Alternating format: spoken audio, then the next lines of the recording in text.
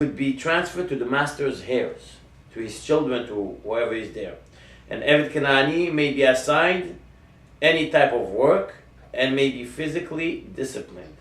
Numerous halachic authorities, however, record ethical obligations to treat all Avadim Knaanim with kindness and compassion, to provide them with every type of food available to other members of the household, to feed them before other family members, and to refrain from embarrassing or insulting them. So they have rights as well. Upon acquiring a non-Hebrew slave, a master must present that slave with a choice of entering Jewish society, L'Shem Avdut, for the purpose of servitude. If the slave agrees, he or she then undergoes a conversion process consisting of the same ritual steps found in a full conversion to Judaism. This conversion raises the slave to the official status of an Eved Kenani and obligates the slave to all positive non-time bound commandments and to all negative commandments of Jewish law. Okay. If the slave refuses to undergo this conversion, he may remain in the Israelite household for 12 months in the hope that he will recognize during that time the benefits of entering into the covenant with God. If after that period he still refuses to convert, he is to be sold back out of the Jewish community. But the fact is, during that time he has rights. When he's working, he has rights. And if not, we sell him again. One is forbidden in the normal course of events to free his Avadim Knaanim. Exceptions to this rule are made, however. We're not going to go into that. Automatic freedom is granted to an Eved Kanani who sustains a deliberate injury causing permanent loss of limb. The Torah speaks about it. A master who directly causes the death of his Eved Kanani is liable to the death penalty. Imagine that. If a master causes the death of an Eved, a non-Hebrew Eved, he has a death penalty. Why? Because this non-Hebrew Eved as well has rights. An Eved Kanani enjoys a series of rights and privileges concerning his personal situation, including an Eved Kanani who wishes to move to the land of Israel can force his master to do so or sell the Eved to someone who will. Imagine that. He could come to the master and tell him, I want to go to Israel. You're working for me? I have my rights. Another one. A Jew living in the land of Israel who wishes to move to the diaspora cannot force his Eved Kanani to accompany him. He wants to stay in Israel? He could stay. I want to leave? That's my problem. Leave, but you don't have the right to force him to leave with you. An Eved Kanani who flees from the diaspora to Israel may not be returned to his master in the diaspora. Imagine that. A Jew is forbidden to sell his Eved Kanani to a non-Jew. If he does, he must pay up to 10 times the slave's value to redeem him, and the slave earns his automatic freedom. Think about that. And if a Jew living in the land of Israel sells an Eved Kanani to another Jew living in the diaspora, the second master is forced to grant the slave immediate freedom. So think about all the rights that they had. And this is what we spoke about before, that if someone used to acquire an Eved, a slave, he acquired a master for himself. And all this, then that is why, coming back to why the Torah started, the parasha started with those specific laws, it's in order to teach us that when it comes to civil laws, it starts with Ben Adam Lachavero. The way you're going to treat someone.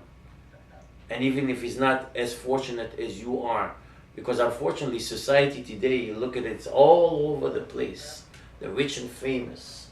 And if you want to be well recognized, you have to have the geld, the money. Without that, no one is going to even listen to you, no one is going to pay attention to you. The Torah says something else. They have rights. It's talking about the almanah, about a woman if someone is a stranger in your land, a woman who's a widow. They have rights. And the Torah doesn't speak about it once, but numerous times, to teach us that if they are not as fortunate as you are, you have to go out of your way to treat them properly. Because they have so much pain already that you are going to cause them even more pain. How can you do that? You're not allowed. They have rights. Right? I'll share with you another story that comes to mind. That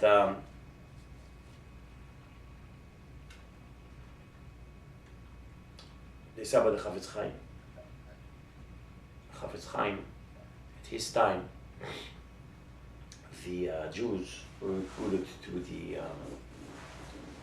army, the Russian army, and many tried to avoid it because being to the army, you can't keep your observance, Judaism, forget it.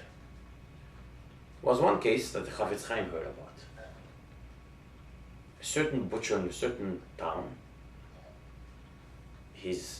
they wanted to draft his son to the army, and the butcher told him, you know what, I'll pay you some money. There's this guy, our neighbor, he's an orphan. Take him, don't take my son. Fine, they did that. When the Chafetz Chaim heard that, he said the following. He said that this butcher, what he did was wrong, and eventually he's going to pay for it. Years later, the son of this who was drafted, was not drafted to the army, but the other one, the neighbor, the orphan, what happened to the son of this butcher, he became sick, and it was such a sickness that even he died. Even the Chevra Kadisha didn't want to treat him, didn't want to get next to him because they thought maybe they'll get infected. Right? And who had to bury him? The father. Why would the Chafetz Chaim say such a thing? Because he felt the pain of the orphan. And the Torah is feeling the pain here of these people who are not so fortunate. And the Torah is starting that, the parasha with that, to tell us this is the most important thing that you have to remember. And Gemara speaks about the idea, Mahu Chanun Afatar, that we have to emulate God. The same way that He's compassionate, we have to be compassionate. The same way that He sustains us. This is the idea we spoke about in Tu Bishvat also. Because HaKadosh Baruch Hu, God, could have given us bread and water. We don't need more than that to exist. But He came out of His way. He went out of His way to what? To give us fruits and vegetables. And so much shefa, so much abundance. Today I was in the superstore. Dina sent me to superstore, and I texted her. I said, but I offered. She wanted to go last night. It was late. She wanted to take me with a schlepper. I said, forget it. It's late. I'll go for you today. I offered my service, and then I texted her from superstore. I said, please, next time that you tell me to go to super, that I offer my services, please refuse. Why? Because I went there, and she has a specific list of what she exactly wants and which food and which item, and when it comes to the laundry detergent, I was looking around. Everything was turning around me. I have so many different types of detergents for cold water, for hot water, and this and that. When it comes to this food, you have so many flavors. But who provided us with all that?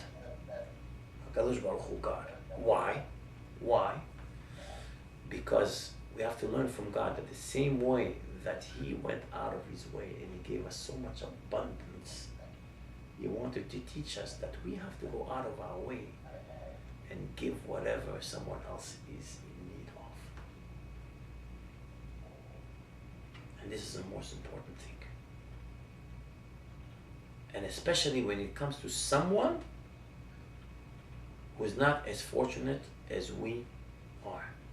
In that case, we have to really go out of our way and feel the pain of that person.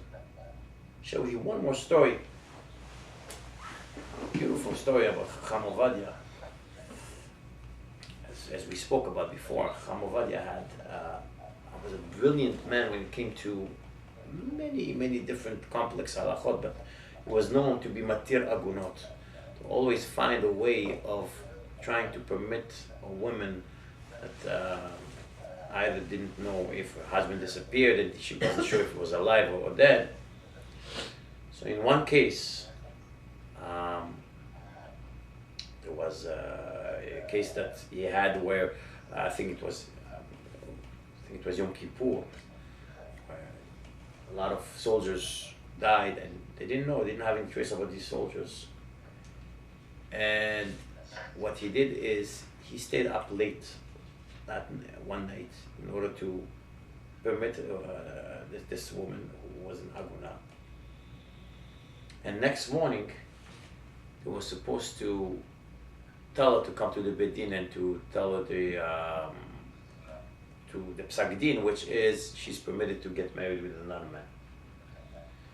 Ovadia around midnight picked up the phone, called this woman, who certainly was not sleeping because she knew next morning she's going to get this Psak Din of what's going to happen. And he told her, just for you to know, tomorrow morning we're going to come to the Beit Din and just want you to sleep peacefully because you're going to be permitted, will be able to get married with another man. This is something that he felt he was pained by when there was an Aguna. Of Moshe Feinstein as well, the great Moshe Feinstein, it's known that when it came to Agunot, he did whatever he could do in order to permit it because he felt their pain. Imagine that, being a woman who's chained, won't be able to get married if you want to find a psak. So he always tried to find ways of permitting this woman. And this is what Torah is all about. Torah is about sensitivity. We have to develop the sensitivity that HaKadosh Baruch Hu, that God Himself is showing us over and over and over again when it comes to orphans, when it comes to almanot, when it comes to widows, when it comes to people who are not as fortunate as we are, slaves and so on and so forth. They have their rights. We have to treat them as human beings, even though that many times, unfortunately, as Jews, we were not treated as human beings.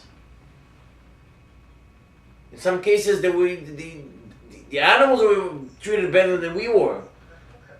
But that doesn't mean in any way that we cannot be civil, we cannot be compassionate, we cannot be kind. It's known, by the way, that even now in Israel,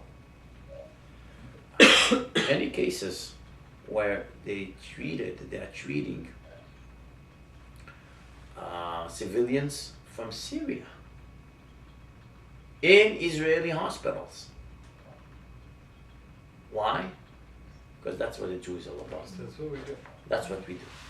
And it all starts from where? The Torah.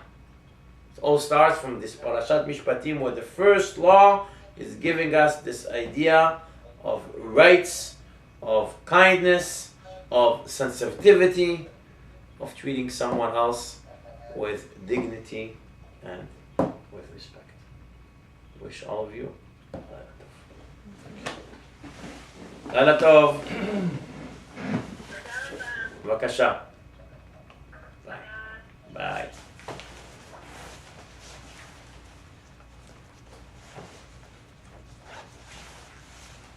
Okay.